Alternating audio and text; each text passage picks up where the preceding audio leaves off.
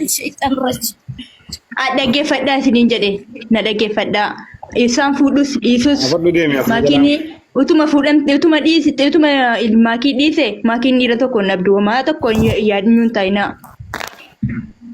Baramur di waa'ee dhabinsaati fi waa'ee wantaan jedhe jiru. Ayyee isaan jecha uummata kana jala gortee uummanni kun maal Michael yoo dur jirtii namni waliin haasa'ee maakiin walgodhee addaana fayyoo addaana fayyillee garuu ammoo ajaa'iba waliin haasa'anii ibsanii fi Michael addaa footoon ta'in kan uummata keenya kana raggee kana ajaa'iba natteen haalaan inni sana ajaa'iba wallahi.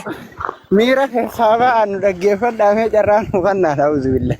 Ibsaanillee dhiira isinillee dhiira intala dhalaa irratti hogguu miira keessaa ba'an baay'ee. Hasbunallah wa ni'mal wakiil obboleeyyotti himee fittees garagara khayriidha.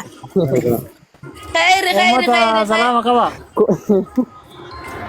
Amma bidadha.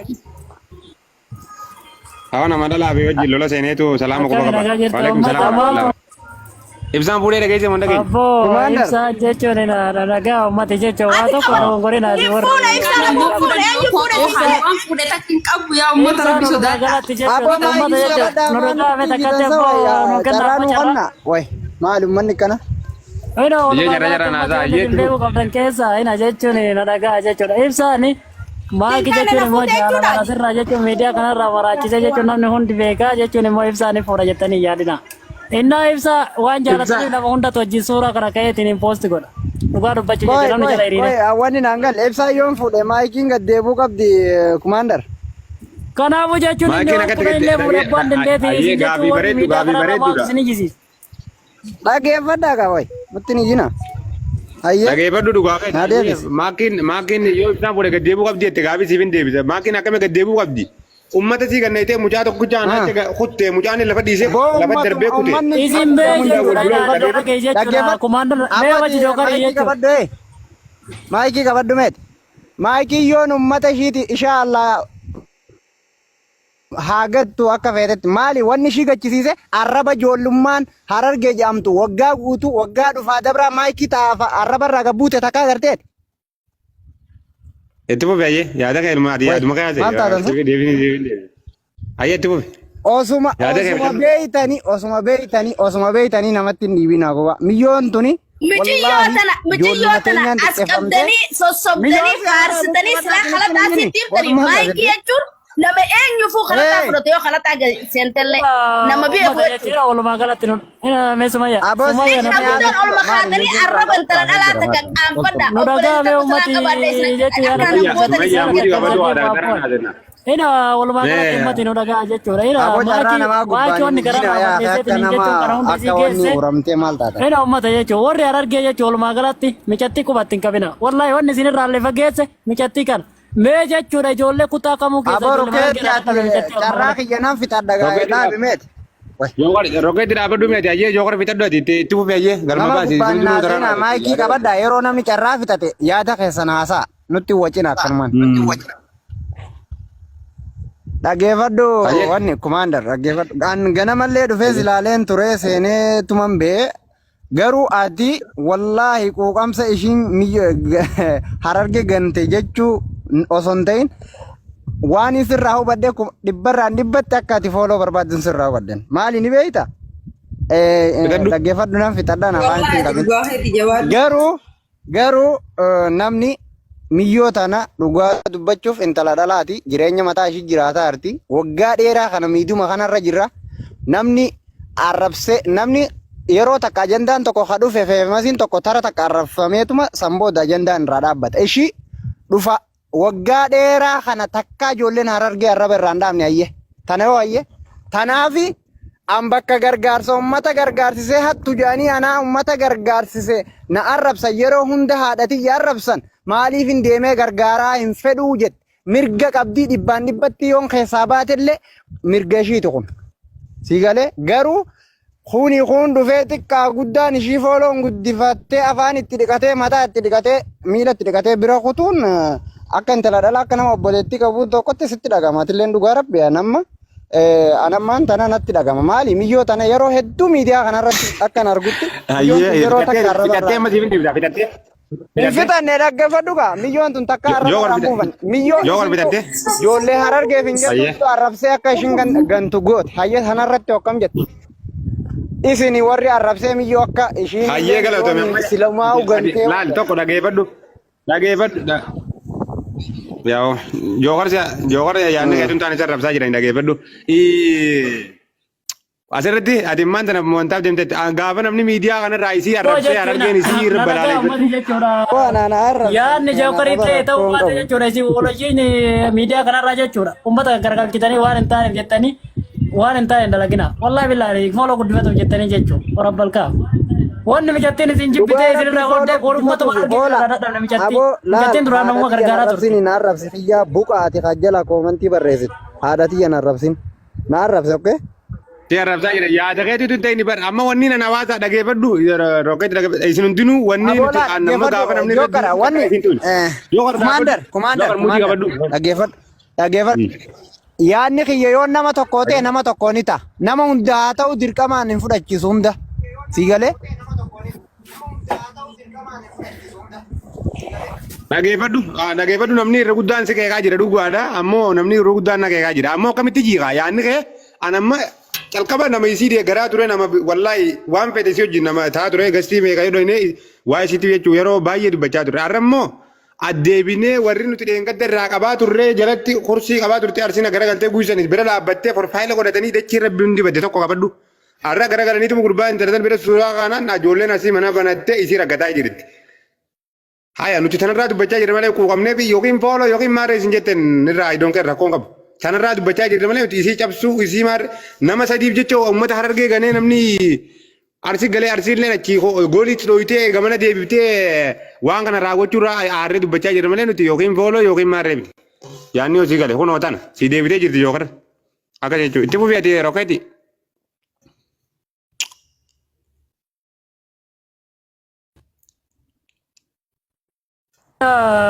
Dhiifa wajjin uummatiin irra dhagaye Commander.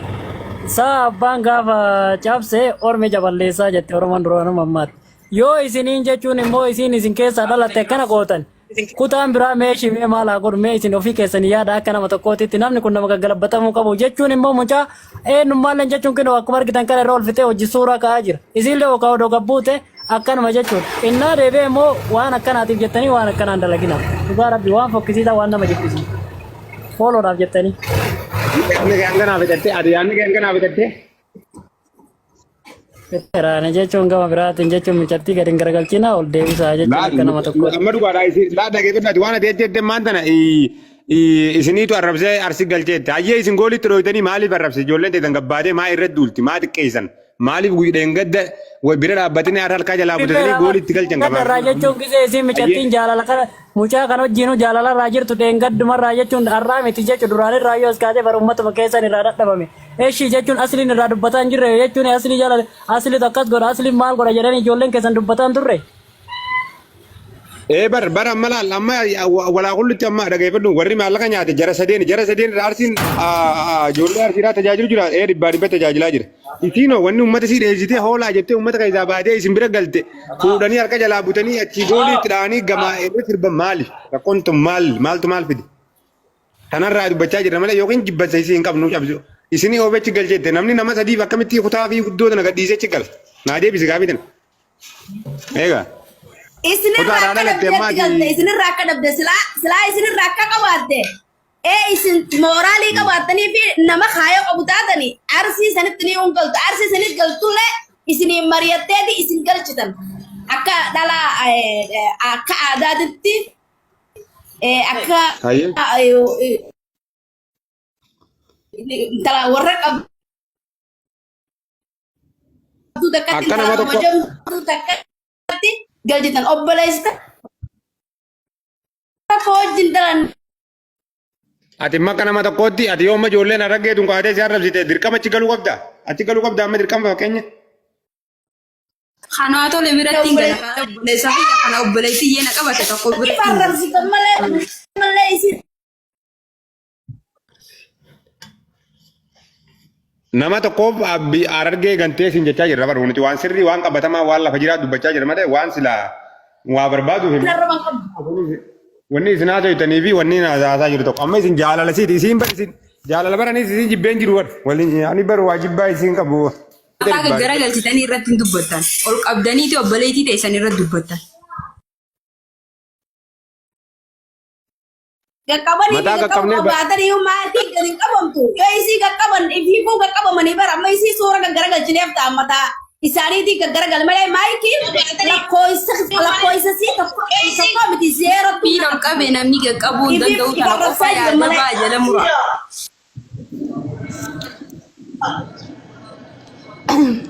Assalamualaikum warahmatullahi wabarakatuh. Fakkeenya wanni amma isin dhalaan teenya taara argeeraatu nammoo wanni kun waan sirriidha.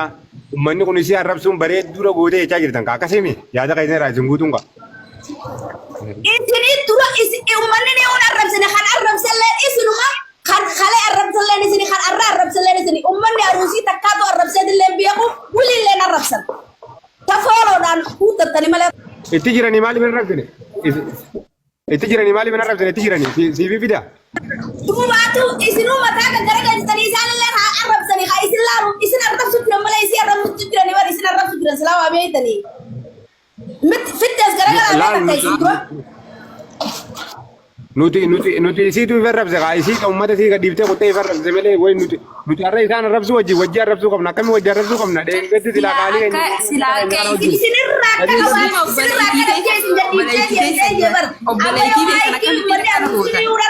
arrabsanillee isin arrabsan malee isin arrabsan akka xiyyatti mataa isin arrabsan malee isin arrabsan isin yoo arraban qabdi isinirraa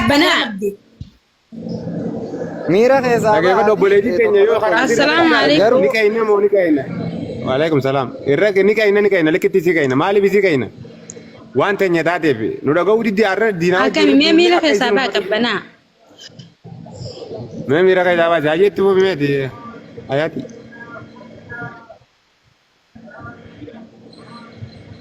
Ayyee nani dhageessani sagaleen tiyya dhagamti?